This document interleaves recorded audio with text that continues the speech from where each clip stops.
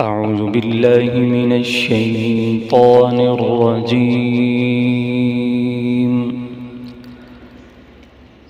بسم الله الرحمن الرحيم.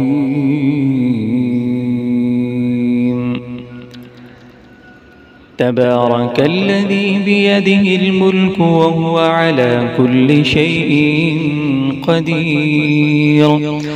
الذي خلق الموت والحياة ليبلوكم أيكم أحسن عملا وهو العزيز الغفور، الذي خلق 7 سماوات طباقا ما ترى في خلق الرحمن من تفاوت فارجع البصر هل ترى من فتور، ثم ارجع البصر كرتين ينقلب إليك البصر خاسئا وهو حسير، ولقد زينا السماء الدنيا بمصابيح وجعلناها رجوما للشياطين وأعتدنا لهم عذاب السعير، وللذين كفروا بربهم عذاب جهنم وبئس المصير، إذا ألقوا فيها سمعوا لها شهيقا وهي تفور تكاد تميز من الغيظ، كلما ألقي فيها فوج سألهم خزنتها ألم يأتكم نذير، قالوا بلى قد جاءنا نذير، فكذبنا وقلنا ما نزل الله من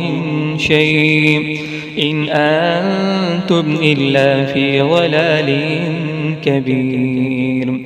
وقالوا لو كنا نسمع أو نعقل ما كنا في أصحاب السعير،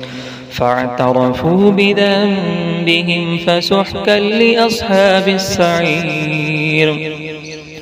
إن الذين يخشون ربهم بالغيب لهم مغفرة وأجر كبير، وأسروا قولكم أو اجهروا به إنه عليم بذات الصدور، ألا يعلم من خلق وهو اللطيف الخبير، هو الذي جعل لكم الأرض ذلولا فامشوا في مناكبها وكلوا من رزقه وإليه النشور، أأمنتم من في السماء أن يكسف بكم الأرض فإذا هي تمور، أم أمنتم من في السماء أن يرسل عليكم حاصبا فستعلمون كيف نذير، ولقد كذب الذين من قبلهم فكيف كان نكير، أولم يروا إلى الطير فوقهم صافات ويقبضن ما يمسكهن إلا الرحمن إنه بكل شيء بصير، أمن هذا الذي هو جند لكم ينصركم من دون الرحمن إن الكافرون إلا في غرور، أمن هذا الذي يرزقكم إن أمسك رزقه بل لجوا في عتو ونفور، أفمن يمشي مكبا على وجهه أهدى أمن يمشي سويا على صراط مستقيم، قل هو الذي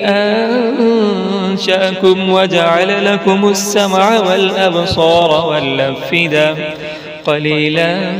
ما تشكرون، قل هو الذي ذرأكم في الأرض وإليه تحشرون ويقولون متى هذا الوعد إن كنتم صادقين قل إنما العلم عند الله وإنما أنا نذير مبين فلما رأوه زلفة سيئت وجوه الذين كفروا وقيل هذا الذي كنتم به تدعون قل أرأيتم إن أهلكني الله ومن معي أو رحمنا فمن يجير الكافرين من عذاب أليم قل هو الرحمن آمنا به وعليه توكلنا فستعلمون من هو في ضلال مبين قل أرأيتم إن أصبح ماؤكم غورا فمن يأتيكم بماء معين صدق الله العظيم.